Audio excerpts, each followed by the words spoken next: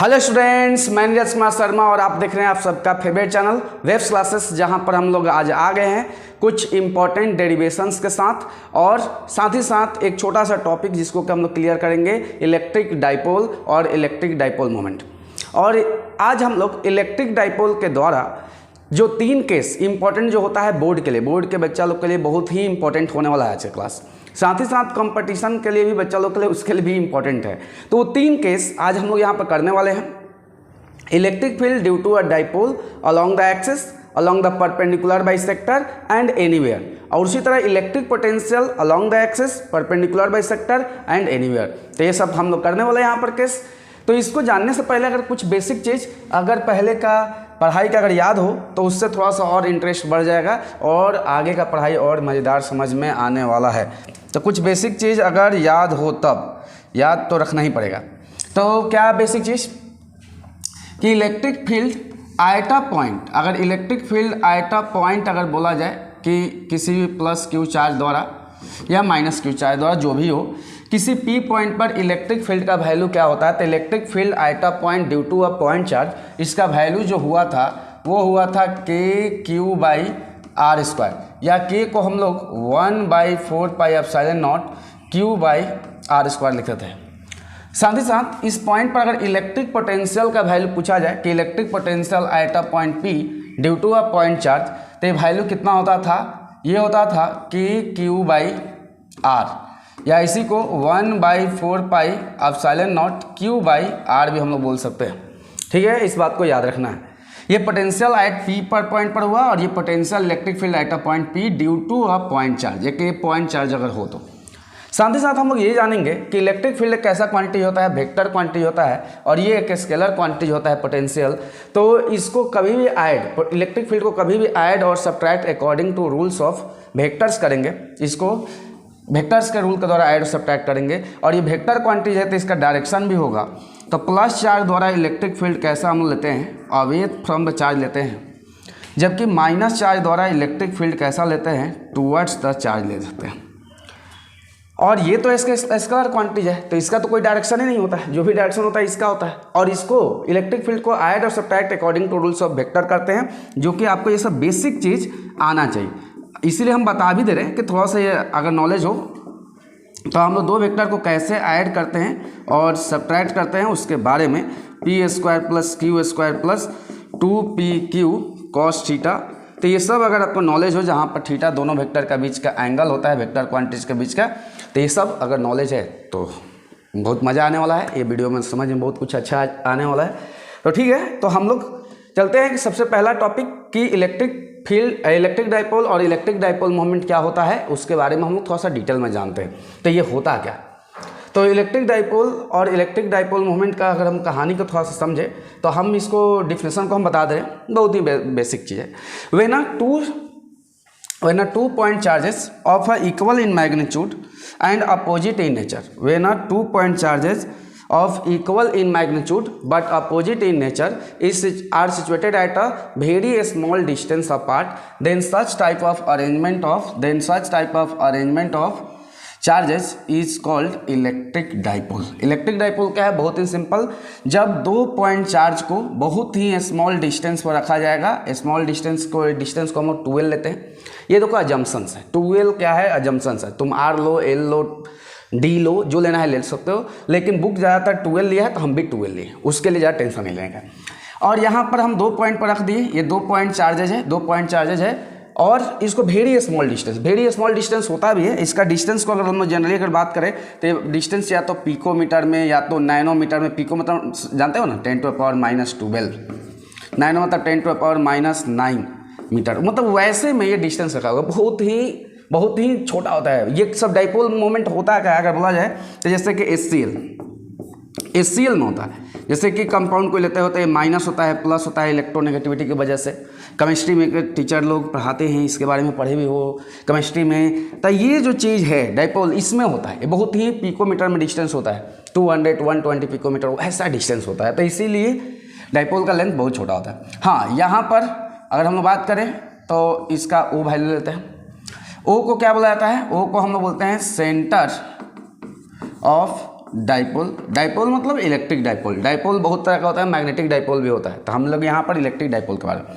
और 12 क्या हो गया, लेंथ ऑफ डाइपोल हो गया, लेंथ ऑफ डाइपोल।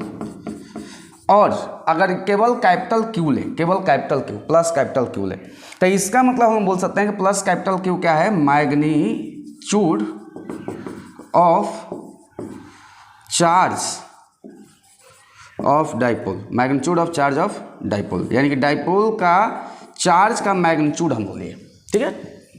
तो अब इसी से एक आता है डाइपोल मोमेंट का डिफिनेशन। डाइपोल मोमेंट का डिफिनेशन क्या होता है, when a product of magnitude of either charge, यानी कि दोनों में से कोई भी एक चार्ज ले लेने का, and length of dipole, when the product of magnitude of either charge and the length of dipole is called electric dipole moment, that is electric dipole moment is equal to होता है P is equal to Q into 12। और देख लो तो यहाँ पर हम कुछ लगाए भी हैं वेक्टर का साइन। तो इलेक्ट्रिक डाइपोल मोमेंट एक कैसा क्वांटिटी होता है, तो ये होता है वेक्टर क्वांटिटीज। और जब ये वेक्टर क्वांटिटीज है तो थोड़ा सा दिमाग में ये भी जा रहा होगा कि इसका कहीं ना कहीं क्या होगा, डायरेक्शन होगा। जब ये वेक्टर क्वांटिटीज है तो कहीं ना कहीं इसका क्या होगा, डायरेक्शन भी होगा। तो इसका डायरेक्शन होगा किधर, तो देखो लेंथ का डायरेक्शन हम किधर लेंगे, लेंथ का डायरेक्शन हम लोग क्या लेंगे, तो हम लोग एक काम करें, लेंथ का डायरेक्शन हम बोल रहे हैं, तब लेंथ का डायरेक्शन होगा किधर, तो हम लोग जनरली डाइपोल का अगर डायरेक्शंस लेते हैं तो ये वेक्टर क्वांटिटी है, तो इसका डायरेक्शंस अगर हम लोग जब भी लेते हैं तो विच, याद रखना है, which direction is always taken from negative charge to positive charge, यानी कि इसका डायरेक्शंस किधर से किधर लेते हैं, नेगेटिव चार्ज से पॉजिटिव चार्ज की तरफ इसका डायरेक्शंस को लेते हैं। इस बात को याद रखना, नेगेटिव से पॉजिटिव, यानी कि इसका डायरेक्शंस किधर हो जाएगा, ये डायरेक्शंस, ये इधर नेगेटिव से पॉजिटिव, क्योंकि एक वेक्टर क्वांटिटी है तो इसका कोई डायरेक्शन होगा। लेंथ का डायरेक्शन होगा तो लेंथ का डायरेक्शन होगा किधर, किधर लेना लेंथ का डायरेक्शन, तो नेगेटिव से पॉजिटिव चार्ज की तरफ। बहुत ही सिंपल चीज़। अगर कोई बोला और भी क्या मतलब एसआई यूनिट, सीजीएस यूनिट, ये सब छोटा छोटा चीज़ है, ये सब क्या है, एसआई यूनिट। अब एसआई यूनिट आ जाए कि एसआई यूनिट क्या होगा, तो एसआई यूनिट क्या हो जाएगा, बोलो। चार्ज का क्या होता है, कूलम, लेंथ का क्या होता है, metre, coulomb into metre. Dimension कोई पूछ रही, छोटा छोटा चीज़ है, छोटा चीज़ है ये सब। चार्ज के लिए क्या होता है, चार्ज के लिए हम लोग क्या लेते हैं, IT लेते हैं, और लेंथ के लिए L हो गया तो LIT लिख सकते हैं डायमेंशन। तो इस वक्त में हम लोग टाइम बर्बाद नहीं करने वाले हैं, हम लोग आएंगे आज जिसके लिए हम लोग क्लास रखे हैं उसके लिए उस इंपॉर्टेंट डेरिवेशंस पढ़ेंगे।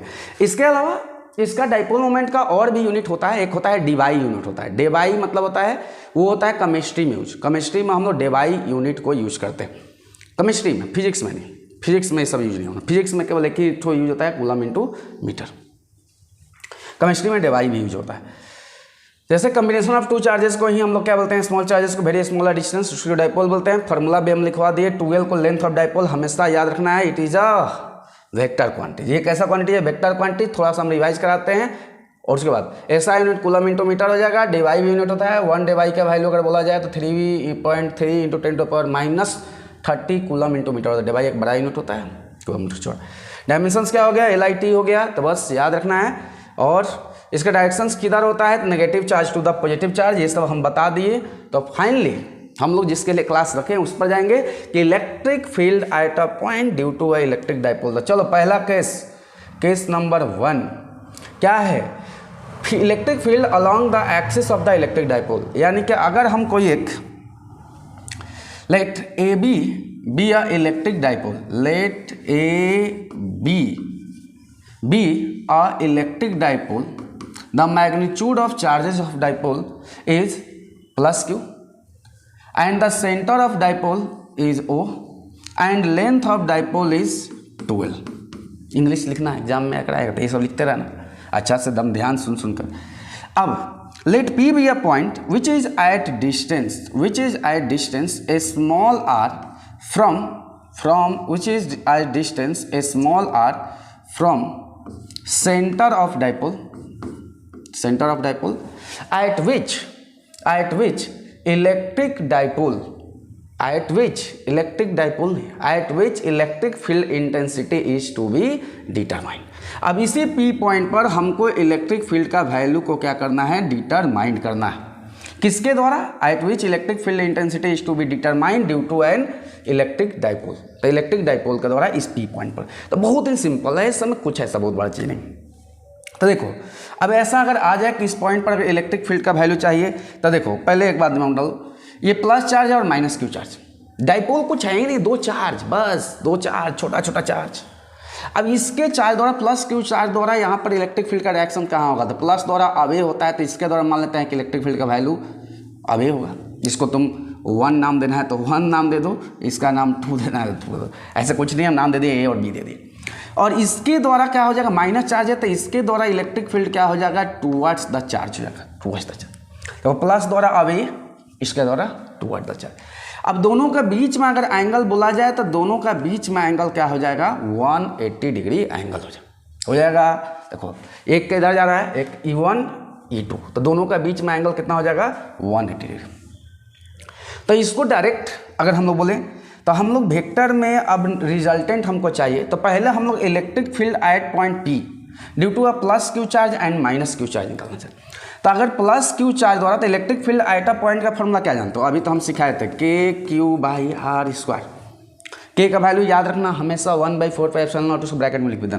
तो अब यहाँ पर ये डिस्टेंस चाहिए इस पॉइंट से, तो इस पॉइंट से तो डिस्टेंस कैसे मिलेगा सर, ये तो पूरा R दिया है, ये 12 दिया है, तो चलो यहाँ से यहाँ L हो जाएगा क्या, और ये भी क्या हो जाएगा, L हो जाएगा। हाँ सर, तो ये R दिया है और ये L दिया है, तो ये वैल्यू क्या हो जाएगा, R-L हो जाएगा, बेसिक चीज़। उसी तरह अगर हम लोग यहाँ से ये दूरी निकालना चाहते हैं, तो ये दूरी कितना हो जाएगा, R प्लस क्या हो जाएगा, L हो जाएगा। बहुत ही सिंपल चीज़। तो हम क्या करेंगे, electric field at a point निकालेंगे, electric field at point P due to plus Q and minus Q charge, दोनों द्वारा प्लस क्यू और माइनस क्यू चार्ज द्वारा ईच। तो अब इसके द्वारा दोनों का ईच लिख देते हैं, क्योंकि मतलब दोनों का अलग अलग है। अब ये वैल्यू कितना हो जाएगा, देखो प्लस द्वारा अगर हम लोग इसका नाम E1 दिए तो कितना वैल्यू हो जाएगा, देखो ध्यान से सुनना। फॉर्मूला क्या होता है, KQ/R²। तो KQ/R², R मतलब ये दोनों के बीच का डिस्टेंस कितना है, R-L का होल। और ये कैसा क्वांटिटी है, वेक्टर क्वांटिटी। तो डायरेक्शंस किधर हो जाएगा, अब ये है तो ए से किधर है, P के तरफ, ऐसे लिख लेना। यहाँ पर सिंस बहुत ही जरूरी होता है, K मतलब छोड़ मत देना, एग्जाम में नंबर टीचर लोग काट देगा, बहुत अच्छा से काटेगा। तो K मतलब 1/4πε0, ठीक है, इस बात को याद रखो। उसी तरह एंड E2 का वैल्यू अगर हम निकालें तो कितना हो जाएगा, KQ/, इसके बीच का दूरी कितना है, R+L, तो R+L का क्या हो जाएगा, होल स्क्वायर। इसका डायरेक्शन किधर है, टूवर्ड्स द B, मतलब इसका हो जाएगा P से B के तरफ। और बात ध्यान रखो। तो हम अब क्या करें, ये दोनों द्वारा इलेक्ट्रिक फील्ड का यहाँ पर वैल्यू मिल गया। अब हमको क्या बताना है, हमको बताना है net electric field at point P due to electric dipole. तब इलेक्ट्रिक डाइपोल द्वारा नेट इलेक्ट्रिक फील्ड का यहाँ पर वैल्यू क्या होगा। तो बहुत ही सिंपल है, बहुत ही आसान तरीका है। तो देखो नेट निकालने के लिए फॉर्मूला क्या होगा, ई नेट इक्वल टू मतलब कि E1 + E2, और कुछ नहीं, दोनों को जोड़ना है। जोड़ना मतलब ऐसे नहीं कि नॉर्मल जोड़ देना है। वेक्टर क्वांटिटी है तो सम कैसे करना है, वेक्टोरियल सम। तो E1 का स्क्वायर E2 का स्क्वायर और प्लस 2E1 E2 और कॉस कितना 180, क्योंकि दोनों के बीच में एंगल कितना बन रहा है 180। और अगर देखो थोड़ा सा देखो तो E1 का स्क्वायर प्लस E2 का स्क्वायर माइनस 2E1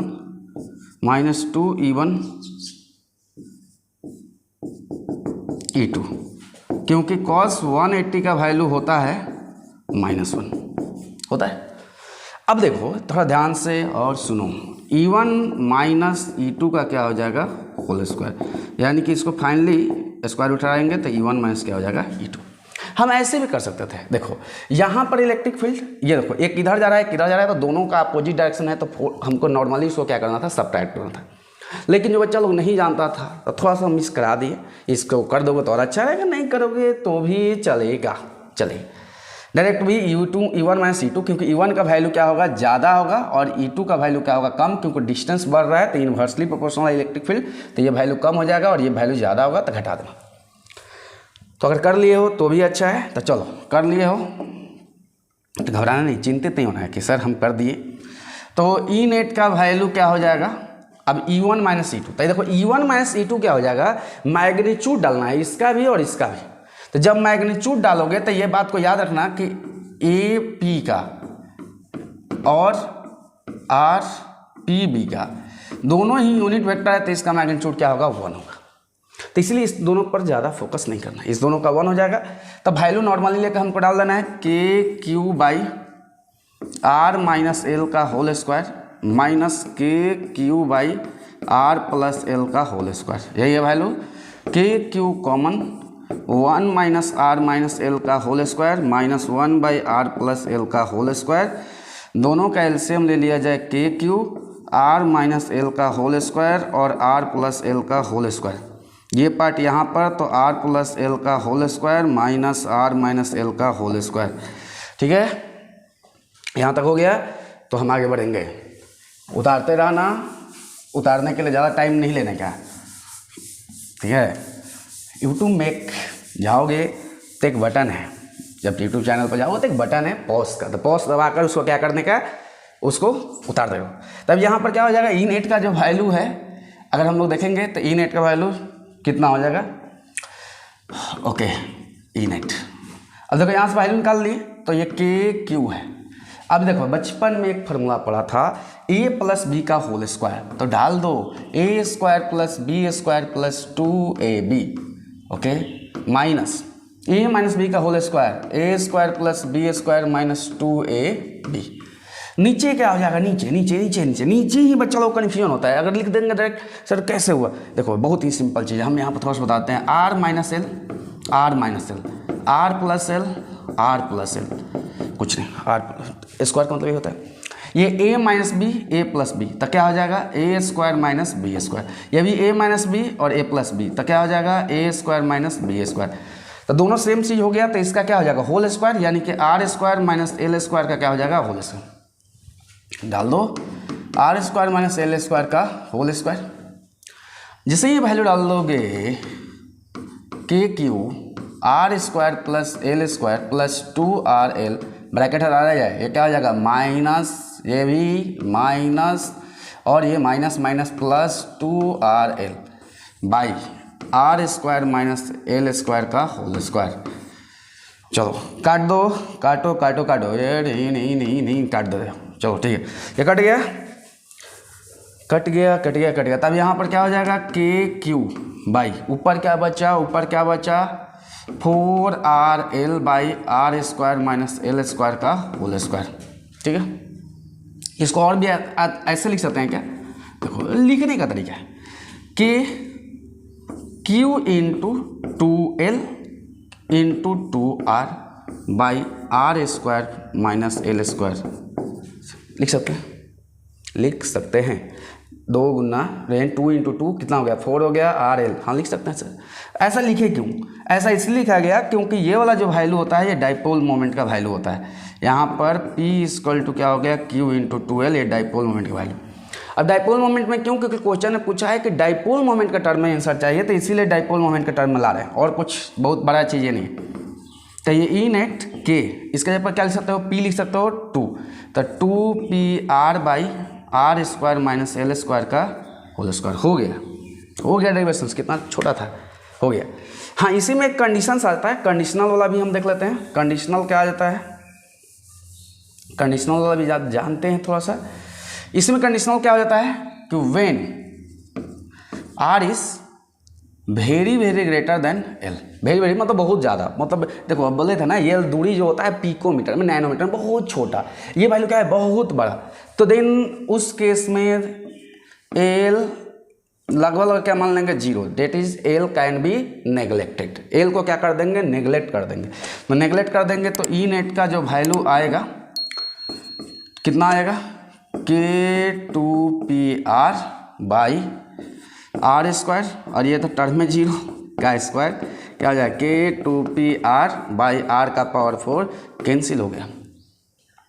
तो ई नेट का जो वैल्यू आया वो आया KP बाई आर क्यूब या 1/4 पाई एप्सिलॉन नॉट, नहीं 2 भी आया, 2 कहाँ छोड़ रहे हो, एप्सिलॉन नॉट 2P बाई कितना हो जाएगा आर क्यूब। यानी कि यहाँ पर जो इलेक्ट्रिक फील्ड आ रहा है क्यूब का इन्वर्सली प्रोपोर्शनल कर रहा है, आर का क्यूब का इन्वर्सली प्रोपोर्शनल कर रहा है।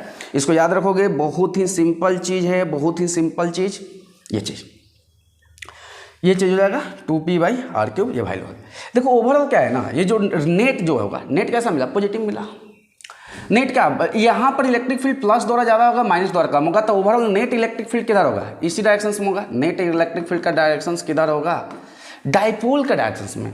डाइपोल का डायरेक्शन किधर से किधर होता है, नेगेटिव से पॉजिटिव, और इसका भी किधर हो रहा है, एकदम सेम टू सेम उसी डायरेक्शन में जा रहा है। यानी कि द रिजल्टेंट का डायरेक्शन ऑफ रिजल्टेंट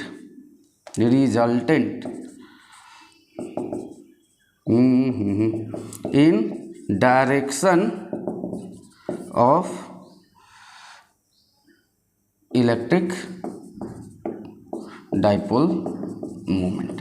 तो रिजल्टेंट का डायरेक्शन किधर हो जाएगा, the direction of resultant electric field should be in the direction of the electric dipole moment. इस बात को याद रखोगे। पहला डेरिवेशन बहुत ही सुंदर था और सुशील था, तो इसको नोट कर लो। अगला पर चलते हैं। ओके, अगला क्या है, when a point lies on a perpendicular bisector और of equatorial, perpendicular bisector of a dipole और इक्वेटोरियल प्लेन। इसी को इक्वेटोरियल प्लेन करके भी क्वेश्चंस में आ जाता है, जहां पर कन्फ्यूजन होता है। देखो इक्वेटोरियल प्लेन मतलब क्या है, वही मतलब उस प्लेन का परपेंडिकुलर, उस डाइपोल का प्लेन का परपेंडिकुलर। तो चलो अब की बार हम फिर एक डाइपोल ले लेते हैं, जैसा लेना चाहता ले सकते हो। चलो अब की बार इधर ले लेते हैं डाइपोल। ये हो गया, ए हो गया, ये क्या हो गया, बी हो गया। डाइपोल का इधर का चार्ज क्या रख दे, प्लस क्यू चार्ज, और इधर का चार्ज को क्या रख दे, माइनस क्यू चार्ज। दो चार्ज, ये दो तरीका से निकलवाने का, दो तरीका। जो मैथ जानता है मैथ के लिए, जो फिजिक्स जानता है फिजिक्स से। तो देखो अगर यहाँ पर हम डाइपोल मोमेंट का वैल्यू पी पॉइंट पर चाहते हैं, पी पॉइंट पर, ठीक है, ये डाइपोल है सेंटर, और डाइपोल से ये दूरी कितना है, एल है। तो वही इंग्लिश लिख देना, let P be a dipole, let P be a electric dipole, the magnitude of charges of dipole is कितना, Q, and the length of dipole is 12। Let P be a point which is at distance small R from the centre of electric dipole, that point is situated on a perpendicular bisector of the electric dipole, electric dipole के perpendiculars, at which electric field intensity is to be determined by the electric dipole moment, मतलब electric dipole. बस इसके द्वारा यहाँ पर निकाल दो। तो देखो बहुत ही सिंपल तरीका है, इसमें कुछ ज़्यादा दिमाग नहीं लगाना है बहुत। तो इस देखो ये प्लस चार्ज है, तो प्लस चार्ज द्वारा इस पी पॉइंट पर इलेक्ट्रिक फील्ड का डायरेक्शन किधर होगा, अवे होगा, यही होगा ना। अब फिर से हम इसको मान लेते हैं क्या, E1, और माइनस चार्ज द्वारा इलेक्ट्रिक फील्ड का डायरेक्शन किधर होगा, टुवर्ड्स द पॉइंट होगा, तो ये क्या हो जाएगा, E2। अगर देखा जाए, अगर हम ये एंगल को थीटा मान लेते हैं, ये एंगल थीटा है, ये भी एंगल क्या है, थीटा है। दो तरीका से बनाना सिखाएंगे, पहले थोड़ा सा लंबा फिर छोटा। तो देखो, तो अब यहाँ से ये दूरी कितना हो जाएगा, L हो जाएगा, ये भी दूरी कितना हो जाएगा, L, 2L है ना, ये R हो गया। तो हाइपोटेनियस इक्वल टू क्या होता है, देखो बेस हो गया परपेंडिकुलर, तो hypotenuse equal to R square plus L square. यहाँ पर भी वही हो जाएगा, R स्क्वायर प्लस क्या हो जाएगा, L स्क्वायर। ओके, ये एंगल थीटा है, ये भी एंगल थीटा है। तो हम यहाँ से देखो दोनों का अगर नेट इलेक्ट्रिक फील्ड अगर बोला जाए तो कहीं ना कहीं इधर बीच में लाइज करने वाला है। नेट इलेक्ट्रिक फील्ड कहाँ जाएगा, यही बीच में कहीं लाइज करने वाला। क्यों, क्योंकि जब भी दो वेक्टर को जब ऐड करते हो तो उसका रिजल्टेंट उसका कहाँ मिलता है, बीच में। हमेशा रिजल्टेंट कहाँ जाएगा, उसका बीच में जाएगा हमेशा। कारण क्यों, क्योंकि इसके लिए वेक्टर में पढ़ाया गया है कि कभी भी रिजल्टेंट, जैसे अब 5 न्यूटन का इधर फोर्स, 5 न्यूटन का इधर, तुम ये बीच में जाओ ना, अब थोड़े पीछे जाओगे या साइड में जाओगे। तो थोड़ा बेसिक चीज़ को इसको याद रखो। अब देखो, अब बेसिक चीज़ अगर याद रखे हो तो थोड़ा सा हम लोग आगे चलते हैं। ये एंगल थीटा है, ये रही, ये लाइन देख लो, ये लाइन देखो, थोड़ा अच्छा से देखना। ये कैसा एंगल होगा, तो ये भी एंगल क्या हो जाएगा, थीटा। ये कौन सा एंगल होता है, क्रॉसपॉन्डिंग एंगल, बचपन में पढ़ा होगा, ऐसे लाइन वाला एंगल थीटा, थीटा सबको पढ़ा है। ये एंगल थीटा है तो ये भी एंगल क्या हो जाएगा, थीटा हो जाएगा। ये एंगल थीटा है तो ये भी एंगल क्या हो जाएगा, थीटा हो जाएगा। मतलब हो गया क्लियर, क्योंकि इसको अल्टरनेट इंटीरियर एंगल बोलते हैं। जेड वाला एंगल याद रखो, ये एंगल थीटा तो ये भी एंगल थीटा। बस अब हमको पहले, सबसे पहले क्या करना है, electric field at point P due to plus Q and minus Q charges. अब इस दोनों चार्जेस द्वारा हम लोग को यहाँ पर P पॉइंट पर पहले इलेक्ट्रिक फील्ड चाहिए। तो electric field at a point का फॉर्मूला क्या होता है, E इक्वल टू के क्यू बाई आर स्क्वायर, यानी कि E1 का वैल्यू कितना हो जाएगा, E1 का वैल्यू कितना हो जाएगा। मैग्नीट्यूड लिखना चाहते हो लिख लो, डायरेक्शन लिखना है लिख लो। अगर मान लो मैग्नीट्यूड लिखना है सर मैग्नीट्यूड, चलो तो क्या हो जाएगा, यहाँ पर ये किधर हो जाएगा, चार्ज क्या है, के क्यू, दूरी कितना आपकी और डिस्टेंस कितना है ट्यूशन पॉइंट का, ये under root R square plus L square का स्क्वायर, यानी कि K Q by R square plus L square. अगर देखो वेक्टर फॉर्म में लिखोगे तो डायरेक्शन लिखोगे, डायरेक्शन किधर ए से पी। और वेक्टर फॉर्म में नहीं लिखना चाहते हो तो मैग्नीट्यूड लिखो, कोई फर्क नहीं पड़ता है, दोनों ही सही है। दूसरा E2 का वैल्यू कितना हो जाएगा, के क्यू बाई, ये भी सेम दूरी है, R square plus L square यानी कि का स्क्वायर, तो K Q by R square plus L square. यानी कि हमको मालूम चल गया कि E1 का मैग्नीट्यूड का बात बोला जाए, E1 का मैग्नीट्यूड का बात बोला जाए या E2 का मैग्नीट्यूड का बात बोला जाए, दोनों का दोनों सेम है, मैग्नीट्यूड दोनों का सेम है, ठीक है। अब इस दोनों को ऐड करना है, अब इस दोनों को ऐड करना है, तो देखो ऐड करोगे तो रिजल्टेंट बीच में मिलेगा, दोनों का बीच का एंगल। सबसे पहले हम बेसिक तरीका से चलेंगे, थोड़ा सा लंबा है, तो ये दोनों का बीच एंगल कितना हो जाएगा, 2 थीटा हो जाएगा, थीटा है तो 2 थीटा हो जाएगा। अब यहाँ पर अगर E1 प्लस E2 नॉर्मल, अगर E1 प्लस E2 करते हो तो क्या फॉर्मूला होता है, E1 का स्क्वायर E2 का square 2E1 E2 cos theta. तो कॉस यहाँ पर कितना हो जाएगा, 2 थीटा, दोनों का बीच का एंगल है 2 थीटा। ये बेसिक तरीका जा रहा है, मैथ जिसका अच्छा है मैथ वाला देखना, जो भाइयों का है वो थोड़ा सा आगे वाला देखना। तो ये कितना हो जाएगा, E1 का स्क्वायर E2 का स्क्वायर। अब यहाँ पर देखो एक काम कर दे क्या, थोड़ा सा और अच्छा कर दे क्या, E1 और E2 दोनों बराबर है, दोनों का मैग्नीट्यूड बराबर है, तो या तो सबको E1 के टर्म में लिखा जाए या सबको किस में लिखा जाए, E2 के टर्म में। तो हम सबको E1 में लिख देते हैं, तो E1 का स्क्वायर प्लस 2 E1 यानी E1 का स्क्वायर, और ये कितना हो जाएगा, कॉस 2 थीटा, ठीक है। और सुनो ये जोड़ोगे तो क्या हो जाएगा, 2E1 का स्क्वायर प्लस 2E1 का स्क्वायर कॉस 2 थीटा। जिसको मैथ आता है उसके लिए बना रहे हैं, थोड़ा सा हम टाइम देंगे, तुम भी अगर टाइम देते हो तो मैथ अच्छा हो जाएगा और सीख भी लोगे कि कैसे भी कोई भी क्वेश्चन को डील कर सकते हो पेशेंस रखकर। ये 2E1 को चाहोगे तो स्क्वायर रूट भी कर सकते हो, तो क्या हो जाएगा, E1 निकाल दोगे तो 2 हो जाएगा। 1 प्लस कॉस 2 थीटा का फॉर्मूला जो होता है, 1 प्लस कॉस 2 थीटा का वो होता है 2 कॉस स्क्वायर थीटा। जो मैथ पढ़ा है वो जानता होगा। अब यहाँ पर E1 बाहर निकल जाएगा, E1 का स्क्वायर रूट हो जाएगा, ये फार्मूला है, इस पर ज़्यादा ध्यान, अगर जो बायो कहे तो याद रख लो बस, और क्या है, याद रख लो ना। अगर इन्जॉय करना चाहते हो मैथ मतलब फिजिक्स को अच्छा से, तो थोड़ा मैथ का कुछ फार्मूला है।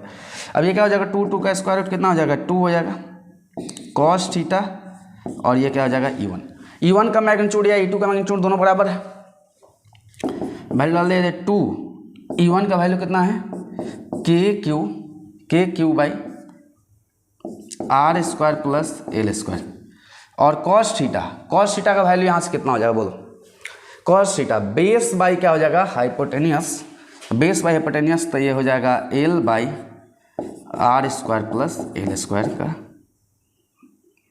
रूट का मतलब पावर हो गया हाफ, ये रूटे है ना, रूट का मतलब पावर हाफ। देखो एग्जाम में जब भी आए ना तो थोड़ा सा ये जरूर लिखना, बार बार बोल रहे हैं 1/4πε0 का मतलब k इक्वल टू, नहीं तो नंबर टीचर लोग काट देगा सब लिखने के बाद भी। तो यहाँ तक हम पहुँच गए, ला दिए, देखो ला दिए, थोड़ा सा ये उतार लिए हो तो जल्दी, इधर नहीं मिटाएंगे, उधर नहीं मिटाने वाले। चलो तो देखो ई नेट का वैल्यू कितना आ गया, ई नेट का वैल्यू कितना आया, ई नेट का वैल्यू आ गया ई नेट इक्वल टू 2, या ऐसे लिख लो इसको, के Q into 12 by r² plus l² का पावर। देखो ये पावर 1 है, ये हाफ है, तो बचपन में अगर थोड़ा सा ही पढ़ा होगा ना, x का पावर m, x का पावर n, x का पावर m प्लस n, तो पावर को जोड़ दो, हाफ प्लस 1/2 कितना हो जाएगा 3/2, जोड़ दिए हैं बस। अब ये q इंटू 12 को क्या बोलते हैं, p बोलते हैं, तो p बाई क्या हो जाएगा r² प्लस l² का पावर 3/2 आ गया ई नेट का value.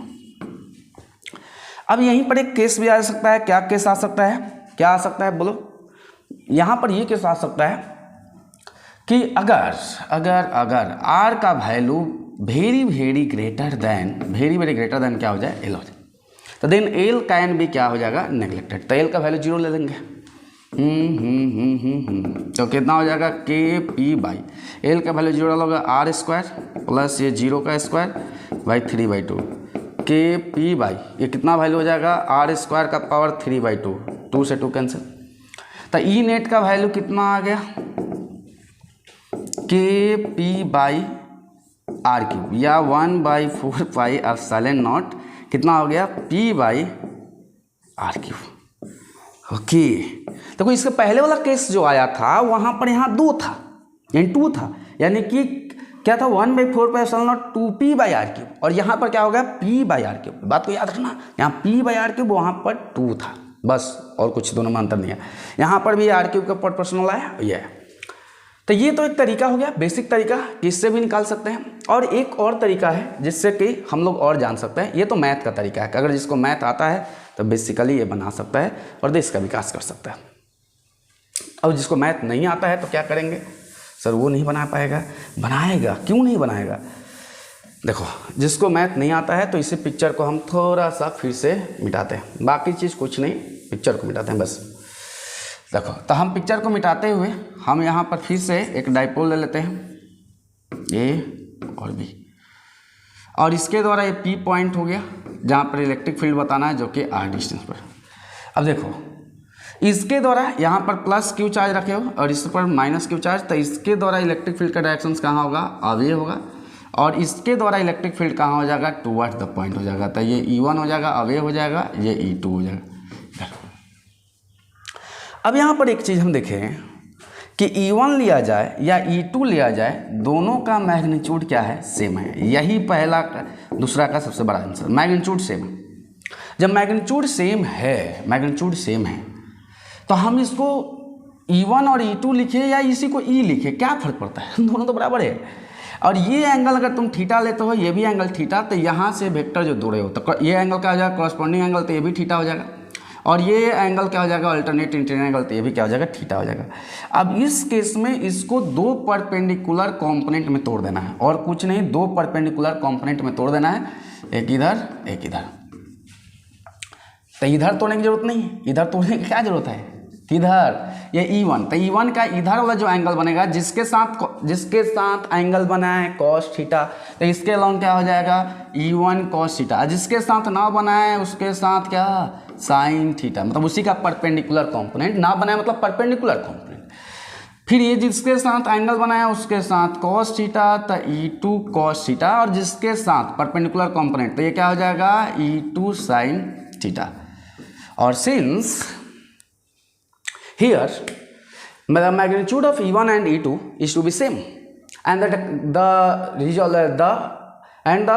resolutions value E1 sin theta and E2 sin theta is opposite to each other, और ये दोनों एक दूसरे का resolutions value जो है अपोजिट है। तो ये दोनों एक दूसरे को क्या कर देगा, ये दोनों एक दूसरे को कर देगा कैंसल आउट, ये और ये खत्म हो गया।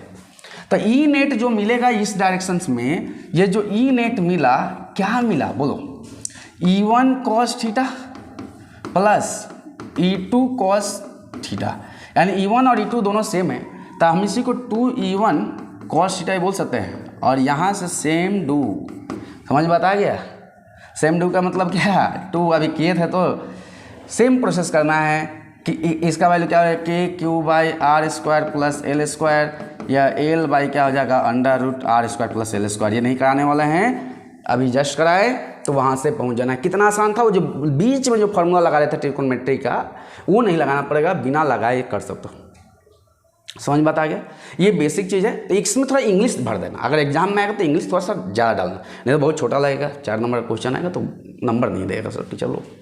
तो इसीलिए अब यहाँ पर एक बात और समझो, जो नेट मिला, रिजल्टेंट मिला, यही रिजल्टेंट का डायरेक्शन है। तो नेट किधर मिला, नेट का डायरेक्शन किधर हो रहा है? नेट का डायरेक्शन यानी थीटा पर मिला ना, पहला स्टूडेंट थीटा।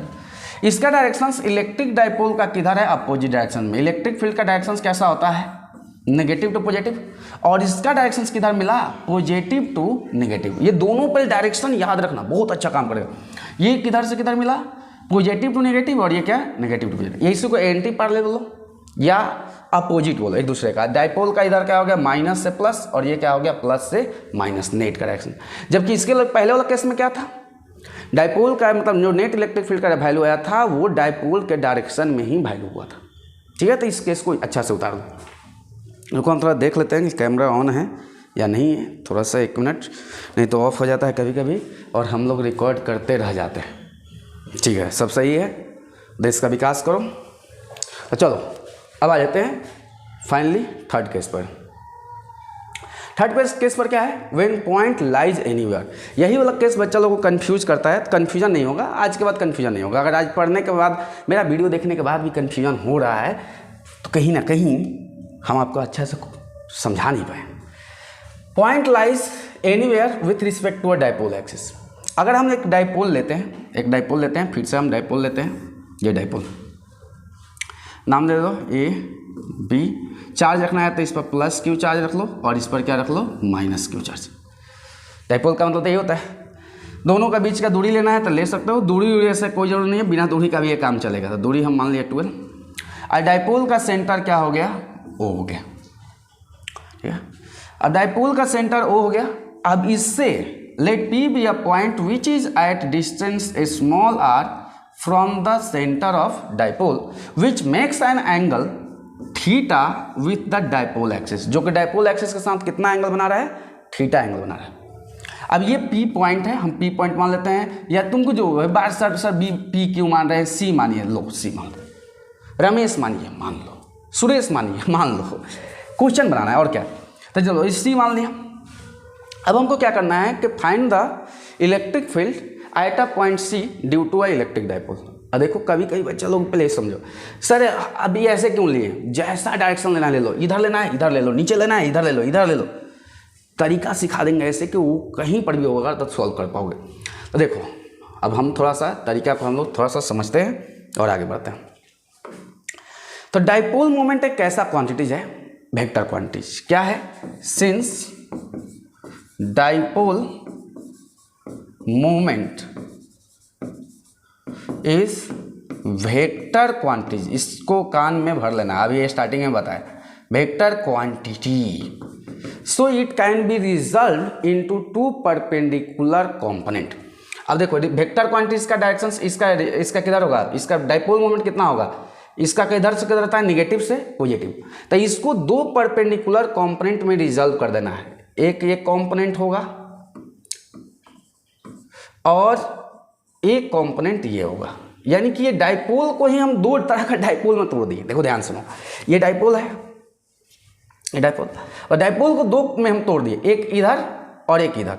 तो जिसके साथ ये डाइपोल है, तो डाइपोल का डाइपोल मोमेंट क्या होता है? पी होता है, पी वेक्टर होता है ना, पी होता है सर, पी वेक्टर होता है डाइपोल मोमेंट।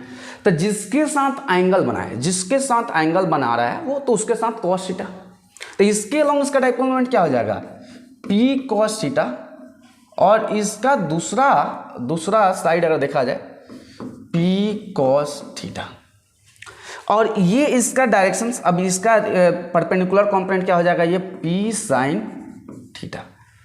तो हमने 2 डायरेक्शन जो लिए, अब इससे क्या हुआ? इससे मेरा फायदा क्या हुआ कि एक्चुअल में अब ये डाइपोल है ही नहीं, एक्चुअल हम डाइपोल को दो पार्ट में तोड़ देंगे। देखो सुनो, बहुत अच्छा चीज़ है। डाइपोल है, डाइपोल का हम कंपोनेंट एक एक्स एक्सिस के लॉन्ग, एक वाई एक्सिस के लॉन्ग। तो जब एक्स और वाई का लॉन्ग ले लिए तो एक्चुअल में डाइपोल हुआ ही नहीं, उसका रिजल्टेंट ये खत्म हो गया, बीच का डाइपोल नहीं। अब मेरे पास ये दो डाइपोल है, एक ये डाइपोल हो गया पी कॉस थीटा और एक हो गया पी साइन थीटा का कंपोनेंट डाइपोल। अब एक दो बार ये है नहीं, ये है ही नहीं, ये है। तो एक बार इस पॉइंट पर सी पर electric field due to a P cos theta component द्वारा बताना है और एक बार पी साइन थीटा द्वारा बताना है। तो डाइपोल एक्सिस का कंडीशंस क्या था? अगर एक्सिस का कंडीशन अगर बोला जाए तो देखो ये वाला लाइन को अगर थोड़ा सा हम आगे बढ़ा दें, थोड़ा सा आगे बढ़ा दें, चलो हम आगे बढ़ा दें, तो आगे बढ़ा दोगे तो ये वैल्यू हो जाएगा E1। सर ये ऐसा क्यों किए? देखो याद करो, इसको देखो, इसको उठाकर ऐसे रख दो, इसे सीधा रखो, ये रखो, O हो गया, ये C हो गया, इसके अलॉन्ग डाइपोल मोमेंट क्या है? P cos theta. तो ये जो पॉइंट है इसके एक्सिस के अलॉन्ग वाला पॉइंट है।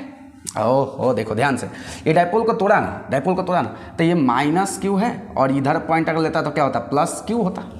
तो ये इसका एक्सिस का कंडीशन है, तुम समझ सकते हो। तो ये एक्सिस का कंडीशन है, तो एक एक्सिस, हाँ डाइपोल मोमेंट ले लिए।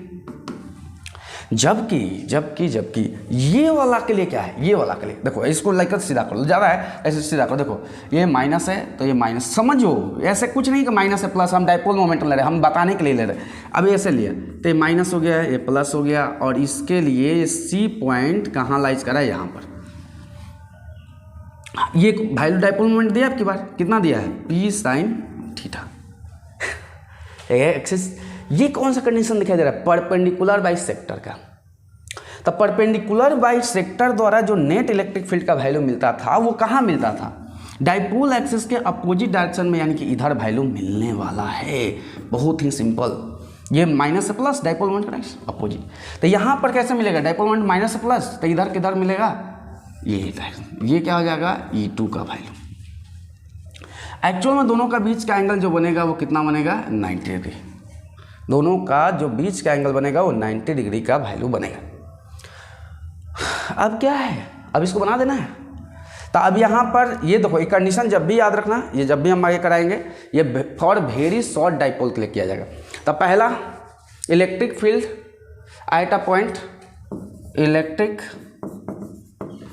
फील्ड एट पॉइंट कितना? C माने है तो C, या P माना होता है तो P, due to P cos theta component. तो अगर P cos थीटा कॉम्पोनेंट के लिए बात किया जाए तो एक्सिस के लॉन्ग का फॉर्मूला है।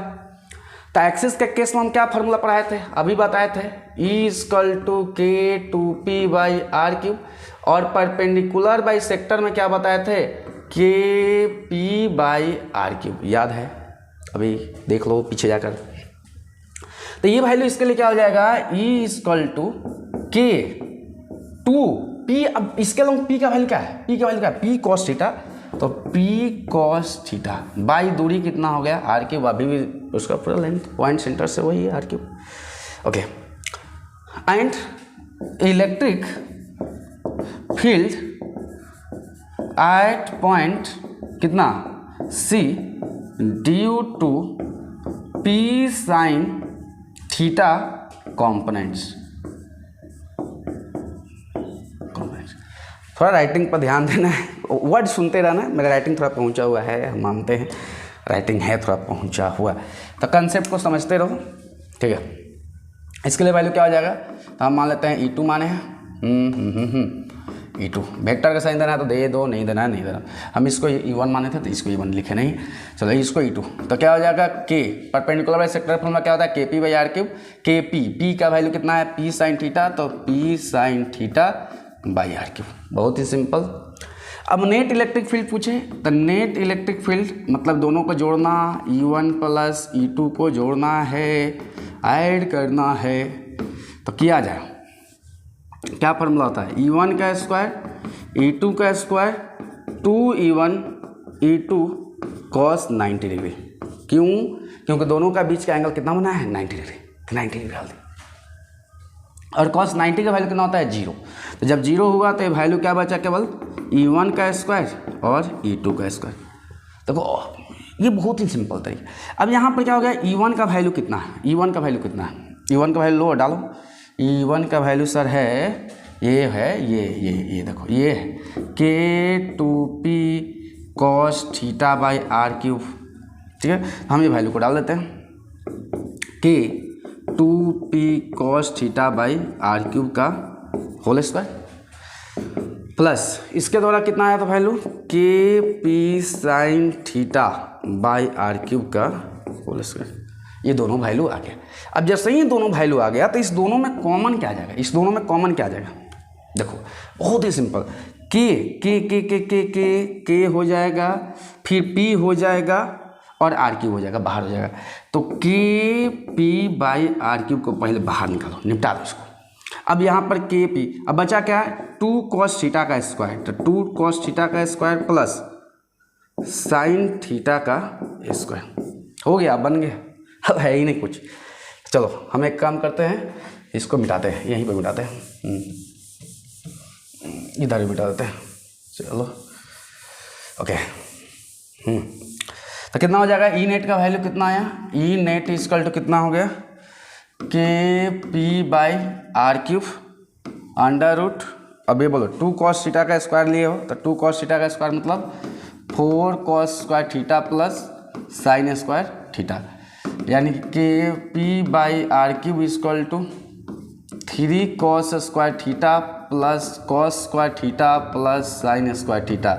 ऐसे बोल सकते हैं क्या, दिक्कत क्यों बोले ऐसा, 4 है तो 3 प्लस 1 बोल सकते हैं ना, क्योंकि cos square theta plus sine square theta का वैल्यू 1 होता है, इसीलिए सर आप बोल दे क्या, हाँ इसीलिए बोल दे K बाई आर क्यूब।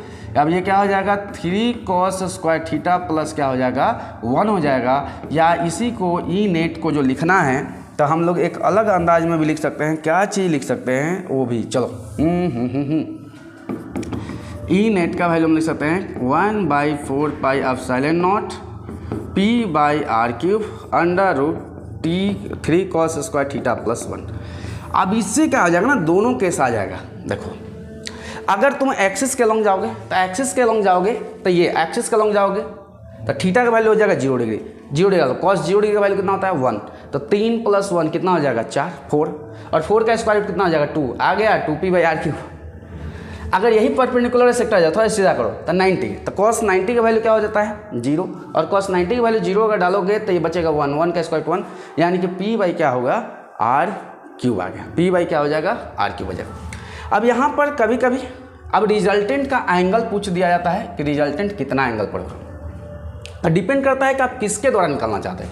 अगर फर्स्ट वेक्टर के साथ निकालना चाहते हैं तो हम मान लेते हैं कि इसका एंगल कितना बन रहा है अल्फा, और अल्फा को निकालने के लिए वेक्टर का थोड़ा कंसेप्ट को नॉलेज होना चाहिए। तो चलो हम वेक्टर का कंसेप्ट हम समझेंगे कि आपको नॉलेज है तब जाके आप कर पा रहे हैं। तो वेक्टर का कंसेप्ट का ये नॉलेज होना चाहिए कि जब भी वेक्टर में एंगल निकाला जाता है दो वेक्टर में, तो tan alpha equal to P cos theta नहीं Q sine theta by P plus Q cos theta.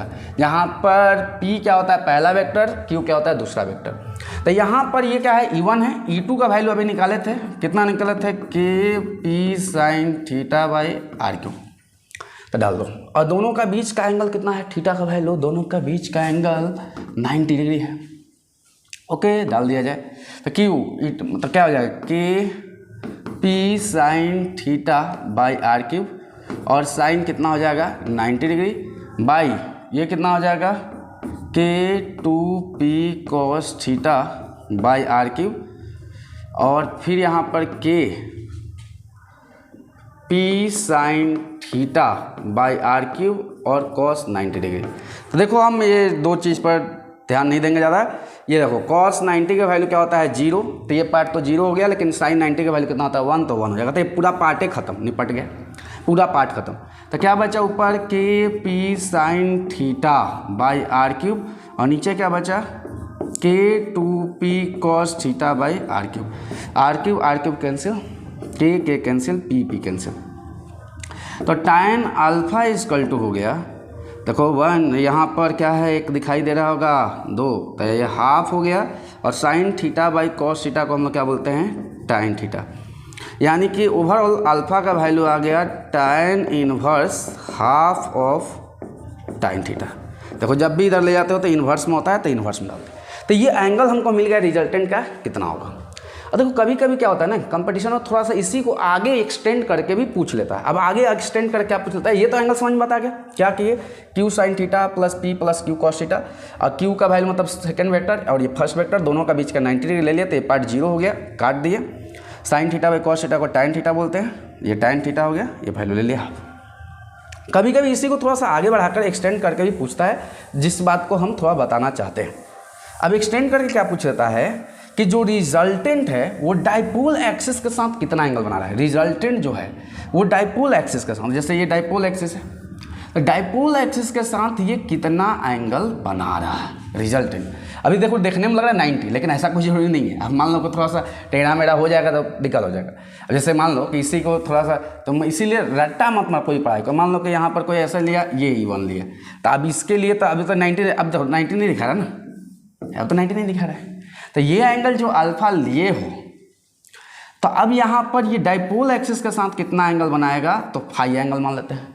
और इस फाई का वैल्यू क्या होगा, अब थोड़ा ध्यान सुनो, ये अल्फा है तो ये भी alpha vertically opposite angle equal होता है। ओहो, ये देखो ये अल्फा रिजल्टेंट यही है, ई नेट वैसे भी बनाया था वो भी सही था, कोई गलती नहीं था, ये ई नेट। अब ये क्या हो जाएगा, फाई, फाई कितना एंगल होगा, तो देखो ये अल्फा क्योंकि वर्टिकली अपोजिट एंगल इक्वल हो जाएगा, और ये एंगल थीटा है। तो ये देखो यहाँ से ट्रायंगल बना क्या, ऐसे देखो तो एक ट्रायंगल बना क्या, ये हो गया अल्फा, ये हो गया थीटा और ये हो गया फाई।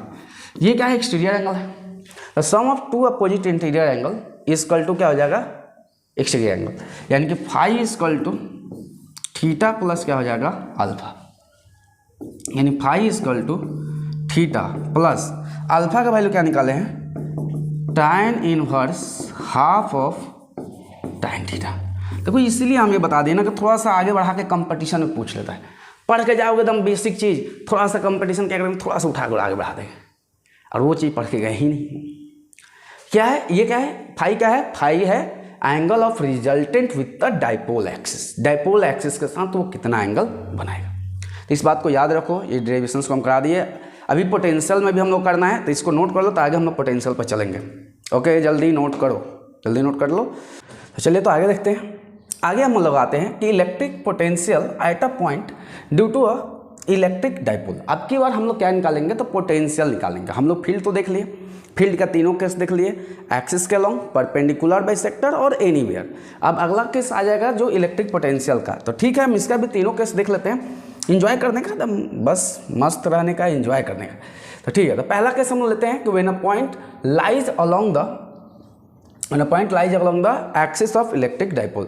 अगर एक्सिस ऑफ इलेक्ट्रिक डाइपोल के अलॉन्ग अगर पॉइंट लाइज कर रहा है, तब उस केस में वैल्यू क्या होगा, उस केस में हमको बताना है। तो चलिए हम लोग बताते हैं। तो हम लोग पहले डाइपोल ले लेते हैं। तो डाइपोल ले लेते हैं, डाइपोल, ये डाइपोल हो गया, डाइपोल। अब डाइपोल का क्या है, अब यहाँ पर ये A हो गया, ये B हो गया। अब यहाँ पर हम एक चार्ज लेंगे, तो यहाँ पर चार्ज क्या हो गया, प्लस क्यू चार्ज, और यहाँ पर चार्ज हो गया माइनस क्यू चार्ज। और डाइपोल का सेंटर फिर से हम O ले लिए, और डाइपोल का लेंथ कितना ले लिए, 2L। जैसे पहला इलेक्ट्रिक फील्ड का केस किया था, एकदम सेम टू सेम, एकदम सेम टू सेम। अब यहाँ से एक पॉइंट ले लेना है, एक पॉइंट यहाँ पर ले लेना है, और यहाँ पर एक पॉइंट ले लेना है P, जो which is at distance a small r from the centre of dipole. अब यहाँ से ले लेना है at point P electric potential, यानी कि रिजल्टेंट इलेक्ट्रिक पोटेंशियल या net electric potential is to be determined due to the क्या, इलेक्ट्रिक डाइपोल। तो सबसे पहले हम लोग एक देखो, ये प्लस चार्ज है, प्लस चार्ज द्वारा यहाँ का निकालेंगे, यानी कि एक पॉइंट वाला केस है। तो अब प्लस चार्ज द्वारा यहाँ पर निकालेंगे, तो ये दूरी कितना है टोटल, देखो भाई ये है 2L, और यहाँ से यहाँ तक दूरी हो जाएगा L, और ये भी दूरी हो जाएगा L। तो ये वैल्यू देखो, ये R है, ये R है और ये L है, तो ये वैल्यू क्या हो जाएगा, R माइनस L। उसी तरह आगे वाला वैल्यू क्या हो जाएगा, तो ये हो जाएगा R प्लस L, ये R प्लस L, ये R माइनस L। तो ये R प्लस, अब क्या करेंगे, electric potential, electric potential, electric potential at point P due to plus Q and minus Q charge. अब दोनों चार्ज द्वारा निकाल जाए। तो पोटेंशियल का एट अ पॉइंट का फॉर्मूला क्या है, अब मान लेते हैं कि इसके द्वारा जो पोटेंशियल होगा यहाँ पर V1 होगा, जैसे हम बोले थे ना, इसको 1 मान लो, इसको 2 मान लो, अब इसके तरफ पोटेंशियल क्या हो जाएगा, V1 का के क्यू बाई आर, आर तो दूरी कितना है r माइनस एल। हाँ, के का वैल्यू हमेशा लिखते रहना, K equal to where K equal to 1/4 pi epsilon naught. दूसरा चीज, दूसरा क्या होगा V2। तो पोटेंशियल एक कैसा क्वांटिटीज है, तो पोटेंशियल है एक स्केलर क्वांटिटीज। तो स्केलर क्वांटिटीज है तो प्लस चार्ज द्वारा प्लस वैल्यू होगा, माइनस चार्ज द्वारा क्या होगा, माइनस होगा। तो यानी कि वैल्यू क्या हो जाएगा, के माइनस, अब क्या माइनस डायरेक्ट लिख देंगे क्योंकि माइनस चार्ज है, तो चलो minus K Q by R plus क्या हो जाएगा एल, आर प्लस एल, ये दूरी हो जाएगा। यानी कि अब नेट पोटेंशियल अगर हम लोग बोले कि नेट पोटेंशियल कि नेट पोटेंशियल यानी कि इलेक्ट्रिक पोटेंशियल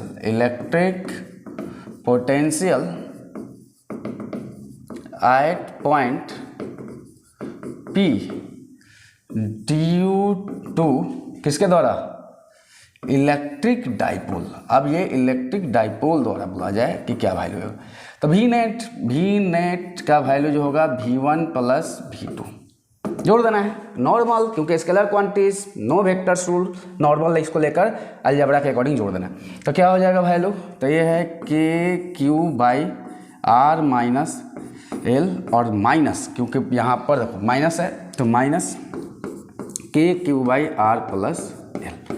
बहुत ही सिंपल है, इसको भी नेट लिखना है तो भी लिखो या भी लिख सकते हो, चलो भी। तो ये दोनों में से क्या हो जाएगा, के क्यू बाहर हो जाएगा तो 1/r माइनस एल, दम नॉर्मल, अगर पहला केस किया हो तो दम लगेगा कि वही कॉपी हो रहा है, आर प्लस क्या हो जाएगा एल हो जाएगा। तो यहाँ पर के क्यू एलसीएम क्या हो जाएगा, आर माइनस एल और आर प्लस एल, ये हो जाएगा उठ यहाँ पर, तो R plus L minus R minus L. अब ये कितना हो जाएगा, K Q R square minus L square, R square minus L square, और ये R plus L minus R minus minus plus L, R cancel हो जाएगा। अब ये कैंसिल हो जाएगा तो वैल्यू क्या हो जाएगा, चलो हम यहीं पर एडजस्ट कर देते हैं, यहाँ पर ठीक भी इक्वल टू क्या हो जाएगा value, K Q into L plus L क्या हो जाएगा 2l, और नीचे क्या हो जाएगा are square minus L square, बस हो गया। यही भी नेट का वैल्यू है। अब यहीं पर एक केस और भी हो सकता है, क्या क्या क्या क्या हो सकता है कि if R is very greater than, small नहीं, R is very greater than L, मतलब क्यों गम्बलर डाइपोल कैसा होता है, माइक्रो में, नैनो में, बहुत छोटा। तो अब जब एल का वैल्यू ले जाओगे तो एल का एन भी क्या हो जाएगा नेग्लेक्टेड, इसको जीरो कर दोगे, तो जीरो जैसे ही कर दोगे तो भी इक्वल टू के, और इसके जब क्या लिख सकते हो, क्यू इंटू ट्वेल्व को क्या बोल सकते हो, पी बाई क्या हो जाएगा आर स्क्वायर। ये देखो पी क्या होता है, अभी अगर सब देखते चलो इसको, तो 12 तुम यहाँ पर भी चाहता तो इसको पी लिख सकता था, इसको मिटाकर, ठीक है, यानी कि ऐसे, इसको ऐसे, इस पॉइंट को भी equal to K P B by R square minus L square. हाँ, एक बात ध्यान रखना, पॉइंट को अगर प्लस चार्ज की तरफ लिया है तो पोटेंशियल प्लस में आया, अगर यही पॉइंट को माइनस चार्ज के द्वारा तरफ लेते तो then potential is to be negative. कारण क्या है, क्योंकि इसके द्वारा अगर देखा जाए तो प्लस के द्वारा पोटेंशियल का वैल्यू ज़्यादा हुआ, क्योंकि डिस्टेंस कम था तो वैल्यू ज़्यादा हुआ, और ये कम हुआ। लेकिन अगर माइनस चार्ज के द्वारा, तो इस बात को लिख लेना कि when point lies along the minus Q charge then potential net या रिजल्टेंट पोटेंशियल विल भी क्या नेगेटिव। इस लाइन को लिख लेना, बहुत अच्छा से लिख लेना कि अगर माइनस चार्ज के द्वारा होगा तो पोटेंशियल नेगेटिव होगा, प्लस चार्ज की तरफ था तो प्लस था। तो इसके लिए कोई टेंशन नहीं लेना, किसी का माइनस आया तो शायद वो पॉइंट इधर लिया हो, ठीक है। तो इस बात को याद रखो, अच्छा से नोट करो। और देखो यहाँ पर पोटेंशियल आर स्क्वायर का, देखो वहाँ पर आर क्यूब का हो रहा था, यहाँ पर आर स्क्वायर, हमेशा आर का एक वैल्यू क्या हो रहा है, ज़्यादा हो रहा है। तो इस बात को याद रखोगे, इसको नोट कर लोगे, जल्दी फटाक दे। तो चलो लिख लिया, तो अगला केस पे चलते हैं। अगला case, when point lies on perpendicular bisector of the electric dipole, अगर perpendicular bisector of the electric dipole जाते हैं, दम सेम केस इलेक्ट्रिक फील्ड का दूसरा। परपेंडिकुलर बाई सेक्टर मतलब क्या हो गया, ये हो गया, फिर से डाइपोल ले लेते हैं, A B plus Q charge minus Q charge, और ये 12। एक के शॉट में देखोगे ना तो पूरा क्या हो जाएगा ना, तो याद हो जाएगा, ऐसा लगेगा ना कि पूरा एकदम सर ये सब क्या है, मतलब एक के बारे में प्रैक्टिस हो जाएगा, ये आर हो जाएगा, सेंटर हो जाएगा। अब इसके परपेंडिकुलर बाई सेक्टर पर यानी किसी को पॉइंट P, अब यहाँ पर ही हमको पोटेंशियल का वैल्यू चाहिए, तो पोटेंशियल का वैल्यू चाहिए, पोटेंशियल इस P पॉइंट पर चाहिए, चलो नाम दे दिए, तो यहाँ पर पोटेंशियल चाहिए, कैसे निकलेगा। तो पहले तो इसके लिए प्लस चार्ज द्वारा पोटेंशियल निकालेंगे, फिर किसके द्वारा निकालेंगे, माइनस चार्ज द्वारा पोटेंशियल निकालेंगे, प्लस चार्ज द्वारा माइनस क्यू चार्ज, मतलब ये पहले इसके लिए दूरी चाहिए, तो ये दूरी कितना हो जाएगा, L हो जाएगा क्योंकि 12 है, और ये भी कितना हो जाएगा, L हो जाएगा।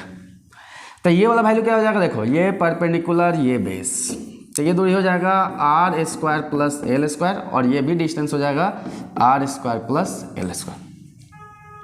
अब अगर बात बोला जाए कि potential, electric potential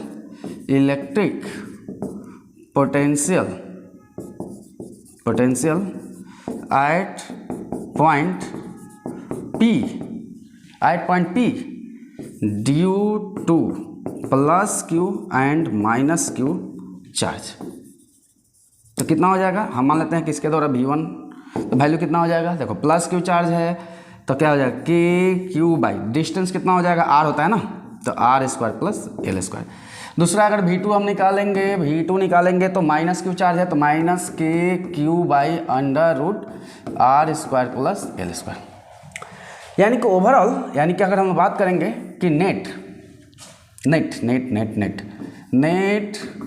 electric EP लिख दे क्या, चलो electric potential at point P due to an electric dipole, तो इलेक्ट्रिक डाइपोल द्वारा नेट कितना हो जाएगा, तो V net equal to V1 plus क्या हो जाएगा V2, तो V1 प्लस V2, ओहो सॉरी, तो ये तो K Q by under root L square plus R square minus K Q by under root R square plus L square, ये क्या हुआ, ये तो पोटेंशियल इस पॉइंट पर क्या आ गया, जीरो आ गया, ये तो कट गया, वी नेट का वैल्यू जीरो मिल गया। मतलब कि electric potential at any point on perpendicular bisector of dipole should be क्या, जीरो। यानी कि इस डाइपोल के द्वारा परपेंडिकुलर बाइसेक्टर पर, ऊपर जाइए नीचे जाइए, डाइपोल मूवमेंट के द्वारा, इसके डाइपोल के द्वारा नेट इलेक्ट्रिक पोटेंशियल का वैल्यू क्या होगा, जीरो होगा।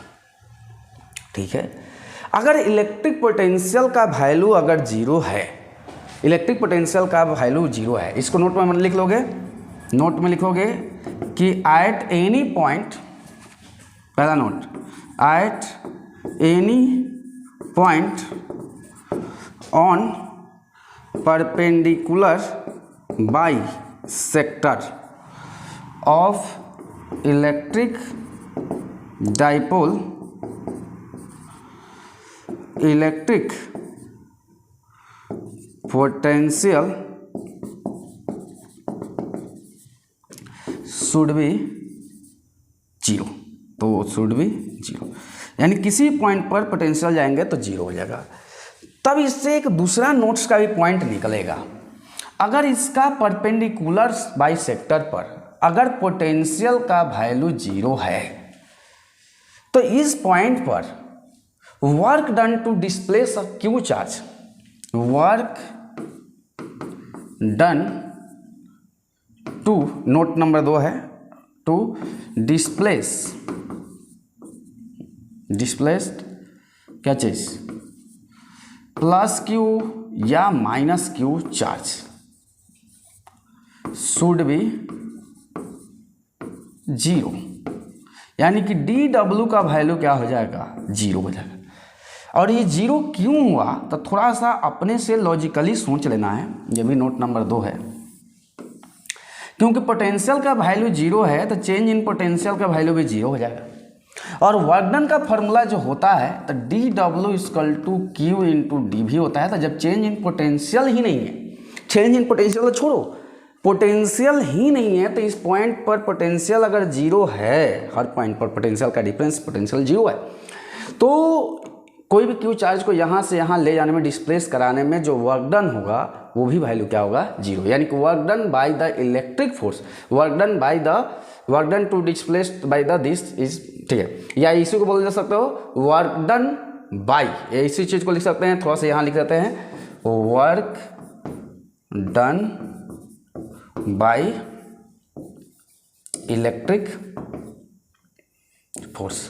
इलेक्ट्रिक फोर्स के द्वारा जो नेट वर्क डन का वैल्यू होगा वो क्या होगा, 0 होगा। कब, जब परपेंडिकुलर बाई सेक्टर पर कोई चार्ज को ले जाकर डिस्प्लेस करा जाए। ये ऑब्जेक्टिव में क्वेश्चन पूछ सकता है कि मतलब यहाँ बोल दिया है कि एक पार्टिकल है, एक पार्टिकल को अब जैसे बोल दे कि ये पार्टिकल है, यहाँ पर एक क्यू चार्ज है, इसको ले जाकर क्यू चार्ज को मतलब ये चार्ज को क्यू चार्ज को पी पॉइंट से पी डैश पर ले जाने में क्या वर्क करना पड़ेगा, तो वर्क डन 0, क्योंकि इस पर वैल्यू 0 होगा। इस बात को याद रखना है, बहुत ही इंपॉर्टेंट चीज़ है।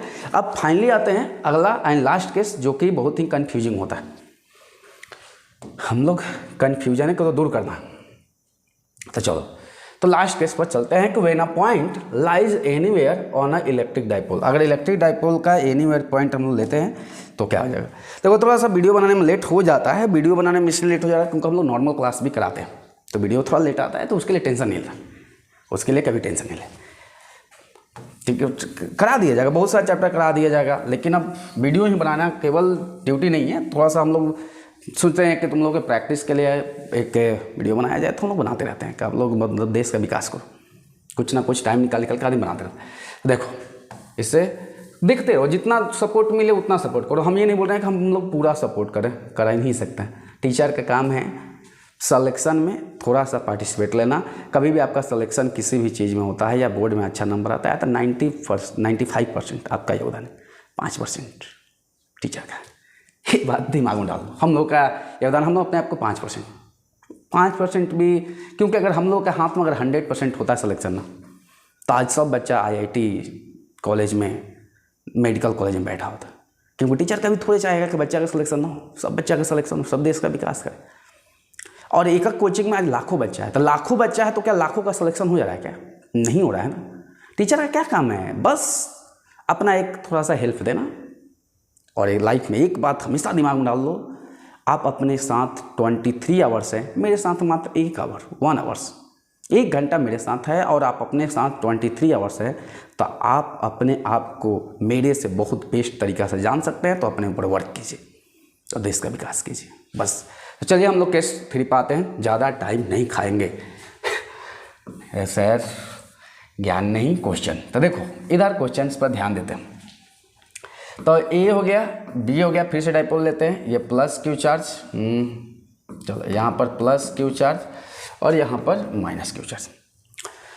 डाइपोल का लेंथ ले लेते हैं, डाइपोल का लेंथ कितना हो जाएगा, 12 हो जाएगा। सेंटर ओ हो गया तो लेंथ 12, तो 12 का मतलब हम अब की बार ऐसे करते हैं कि यहाँ से यहाँ L और यहाँ से यहाँ L, और इसके सेंटर से एक पॉइंट हम लेते हैं P लेते हैं, ठीक है, इस सेंटर से पॉइंट P लेते हैं। टेढ़ा लग रहा है सर, तो टेढ़ा लग रहा है, ठीक है, ये पॉइंट P लेते हैं, और इसी पॉइंट P पर जो कि यहाँ से which is a distance small R from the given point and makes an angle theta with the dipole axis. Dipole axis के साथ कितना एंगल बना रहा है, थीटा एक्सिस बना रहा है।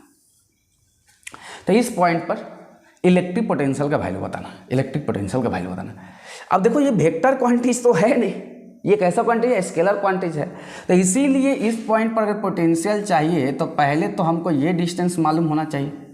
ध्यान से समझना, ध्यान से, क्योंकि ये डिस्टेंस पहले मालूम होना चाहिए, और दूसरा कौन सा डिस्टेंस मालूम होना चाहिए, ये डिस्टेंस।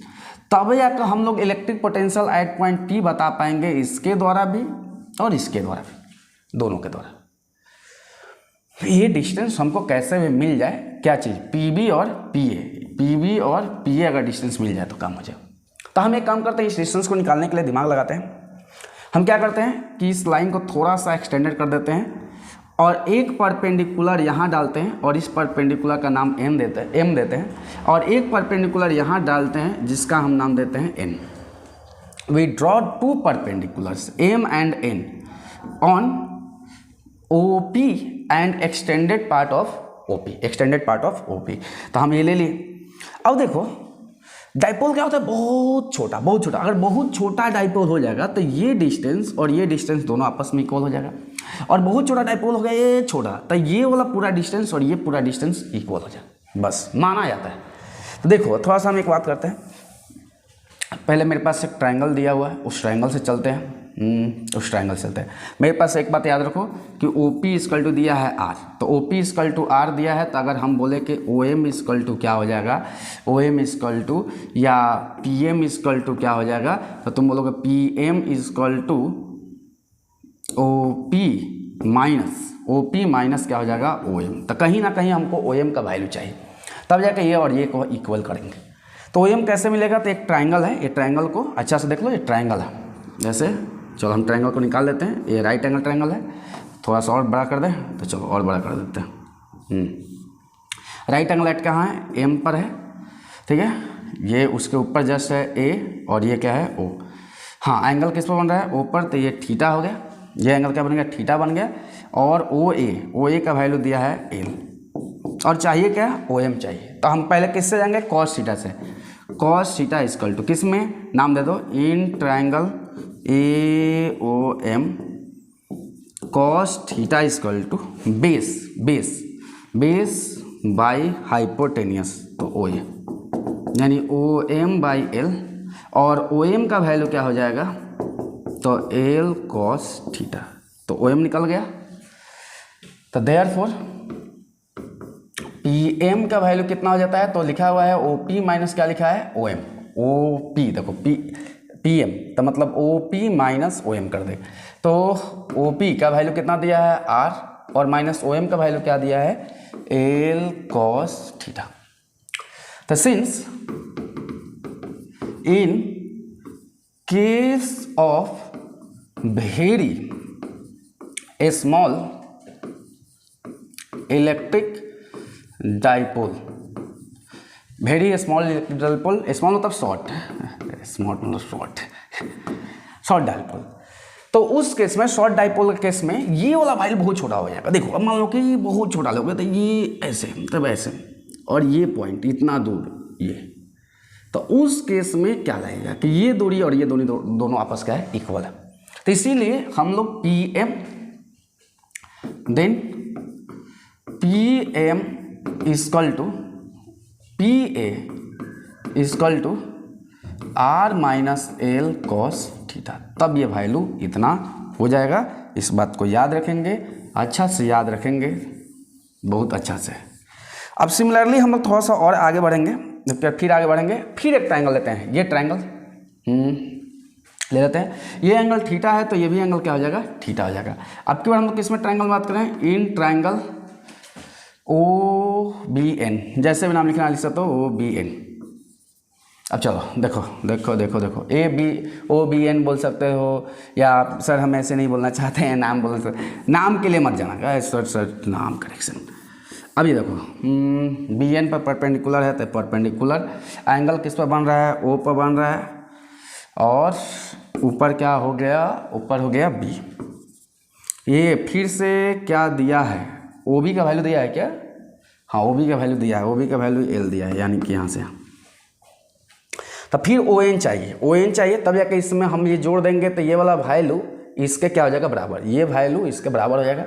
तो हम क्या करते हैं, तो कॉस थीटा से फिर जाना पड़ेगा, cos theta equal to base कहाँ है, ये बेस हो गया, ON बाई हाइपोटेनियस OB, यानी ON बाई L। अब ये जाके इधर इंटू, तो ON equal to L cos theta. तो देयरफॉर ये वैल्यू कितना हो जाएगा, PN इक्वल टू कितना हो जाएगा, PN, तो OP प्लस ON, OP का वैल्यू R, ON का value L cos theta. Since in case of very small या शॉर्ट, जो बोलना है बोलो, इलेक्ट्रिक डाइपोल, क्या हो जाएगा, बहुत छोटा डाइपोल हो जाएगा, बहुत छोटा डाइपोल। तो ये वैल्यू जो है PB equal to PN equal to, ये वैल्यू क्या हो जाएगा, R plus L cos theta. यानी कि हम कहीं ना कहीं वैल्यू निकाल लिए, यानी कि दोनों वैल्यू निकाल लिए। अब दोनों वैल्यू निकाल तो तुम खुद कर लो, अपने से बना लो। चलो तो बनाया जाए, हो गया। तो चलो हम अब एक बार क्या करेंगे, electric potential at point P, electric, चलो पेन बदल देते हैं, रेड पेन का थोड़ा सा निकलता है, electric potential at point P due to plus Q and minus Q, electric potential at point P due to plus Q and minus Q charge, electric potential at point P due to plus Q and minus Q charge कितना हो जाएगा, हम मान लेते हैं इसके द्वारा value फिर से V1 मान लो, तो V1 इक्वल टू कितना हो जाएगा, कितना हो जाएगा, देखो बोलो बोलो बोलो बोलो, तो चार्ज के क्यू बाई दूरी पी ए का वैल्यू कितना आया, R minus L cos theta, R minus L नहीं, R minus L cos theta, और V2 यानी कि के क्यू बाई, यहाँ से दूरी कितना है, ये दूरी कितना है, तो ये दूरी भी निकाल ली है, ये दूरी कितना आया, R plus L cos theta आया था, तो R plus L cos theta. एकदम उतारते रहोगे, उतारने में एकदम चतुर रहने का, चतुर रहोगे तब जाकर उतार पाओगे, उतारते रहो जल्दी, समझते रहो, एक आध बार घर पर इसको कम से कम एक क्वेश्चन को 4-5 बार प्रैक्टिस करो, तब जाकर एग्जाम में डेरिवेशन होगा। लिखना सीखो, रोज़ 20 पेज डेली रूटीन डालो, लिखने से नॉलेज बढ़ता है। तो therefore net electric potential at point P due to किसके द्वारा, ड्यू टू इलेक्ट्रिक डाइपोल, तो इलेक्ट्रिक डाइपोल के द्वारा क्या हो जाएगा, V net equal to V1 plus V2। अब V1 का वैल्यू कितना है, यही दिया है, चलो हम के क्यू पहले यहाँ पर कॉमन निकालेंगे, आप तो इतना तक तो सीखिए गया होगा, के क्यू दोनों में से पहले हम कॉमन निकाल दें, तो क्या बचा इधर 1 by R minus L cos theta और फिर plus 1 by R plus L cos theta, ये वैल्यू हो जाएगा। अब यहाँ पर और क्या हो जाएगा, के क्यू एलसीएम कितना हो जाएगा, R minus L cos theta और R plus L cos theta, ये जाएगा पार्ट यहाँ, ये पार्ट जाएगा यहाँ, ये पार्ट यहाँ, ये पार्ट यहाँ, तो R plus L cos theta plus R minus L cos theta, क्या हो रहा, कुछ कैंसिल हुआ, कुछ कैंसिल आउट हुआ क्या, कहीं गलती हुआ है क्या, हाँ कहाँ गलती हुआ है, प्लस चार्ज द्वारा, और ये अगला जो चीज़ है माइनस चार्ज द्वारा, तो माइनस चार्ज द्वारा पोटेंशियल माइनस में होगा, ओह सॉरी, तो ये माइनस हो जाएगा, ये माइनस, ये पूरा बदल मिटाना पड़ेगा, तो ये वैल्यू कितना हो जाएगा, ये तो एल कॉस थीटा था माइनस, ये आर हो जाएगा, ये कॉस थीटा हो जाएगा, ये आर हो जाएगा, ठीक है, तब ये हो जाएगा R minus L cos theta, तो K Q by R plus L cos theta minus R plus L cos theta, ये A minus B, A plus B, A square minus B square, क्या हो जाएगा, बोलो बोलो बोलो, हम तेज बच्चा जाते हैं, नहीं आर कैंसिल, ये हो जाएगा के क्यू इंटू जोड़ेंगे तो कितना आ जाएगा 2l cos theta by R square minus L square cos square theta. तो जैसे ही q इंटू 12 लोगे तो q इंटू 12 को क्या बोलते हैं, p बोलते हैं, q इंटू 12 को क्या बोलेंगे, p बोलेंगे। तो यहाँ पर v नेट का जो वैल्यू आएगा वो हो जाएगा k p cos theta by R square minus L square cos square theta. देखो यहीं पर तो हो गया, रिजल्ट तो यहीं पर ख़त्म हो गया कि R square minus L square cos theta. अब एक देखो, अभी एक पहले कुछ गलती हो रहा था, तो गलती क्यों हुआ और हमको पकड़ में कैसे आ गया कि वो गलती हो रहा था, क्योंकि देखो ओवरऑल जो आंसर आएगा पी में आएगा, डाइपोल मोमेंट, वहाँ डाइपोल मोमेंट का टर्म में नहीं आ रहा है, तो कहीं ना कहीं आपका कुछ गलती हो रहा है, क्योंकि पूरा आंसर को डाइपोल मोमेंट लाना है, दिमाग खुला है तो दम ऐसे समझ लाना डाइपोल मोमेंट। हाँ, यहीं पर थोड़ा सा केस और भी हम एक्सटेंड कर सकते थे, तो क्या एक्सटेंड कर सकते थे कि फिर से हम डाइपोल को वेरी शॉर्ट मान लें, वेरी शॉर्ट अगर डाइपोल ले लें, वेरी शॉर्ट, यानी कि if R is very very greater than L, तो एल का वैल्यू लगभग क्या कर सकते हो, नेगलेक्ट, जीरो कर दोगे। वैसे ऐसे भी छोटा मान लिए थे, लेकिन मान लो कि जीरो मानना चाहते मान लो, तो वी नेट इक्वल टू कितना हो जाएगा वैल्यू, के पी कॉस थीटा बाई, ये पार्ट को अगर जीरो ले लोगे एल का वैल्यू तो जीरो हो जाएगा, तो ये क्या हो जाएगा आर स्क्वायर। अब देखो ये क्या होगा, K P cos theta by R square. अब इससे दोनों केस होगा, इससे दोनों केस का आंसर आएगा। क्यों, देखो अगर मान लो एक्सिस के अलोंग जा रहे हो, तो एक्सिस के अलोंग जा रहे हो तो पॉइंट किसके ले रहे हो, पॉइंट किसके, डाइपोल एक्सिस के अलोंग जा रहे हो, तो एंगल कितना बना है 0 डिग्री, कॉस 0 डिग्री का वैल्यू कितना होता है 1, तो उस केस में वैल्यू क्या हो गया, के पी बाई आर स्क्वायर। देखो तो यही तो आया था, के पी बाई आर स्क्वायर। और परपेंडिकुलर बाई सेक्टर पे जाओगे तो यहाँ पर कॉस कितना हो जाएगा 90 डिग्री, और कॉस 90 का वैल्यू 0 होता है, तो वी नेट का वैल्यू क्या हो जाएगा 0 आ जाएगा। तो ये जो थर्ड केस आ रहा है ना, थर्ड केस वही दो से मिलकर आ रहा है, तो ज़रूर आएगा उसका। तो पहला चीज़ है कि एग्जाम में भी आ रहा है तो थर्ड केस आता है, तो थर्ड केस को अच्छा से प्रैक्टिस कर लो, तो फर्स्ट और सेकेंड दम ऐसे ही यूँ ही सॉल्व हो जाएगा तुरंत। तो इस चीज़ को अच्छा से नोट कर लो। तो हम आगे देखेंगे, तो अगला क्लास में कुछ और सुंदर टॉपिक एक आध पर लाएंगे और वीडियो बनाएंगे, थोड़ा जल्दी जल्दी बनाएंगे, टेंशन मत लो, हमको करा देंगे, बहुत सारी चीज़ करा देंगे जो कि नॉलेज को गेन करेगा। Okay, thank you. वीडियो थोड़ा लंबा होगा और अच्छा से बैठ कर देखोगे, और हर डेरिवेशन को 4-5 बार प्रैक्टिस कर लो, तो प्रैक्टिस कर लो तो ऑटोमेटिक याद हो जाएगा।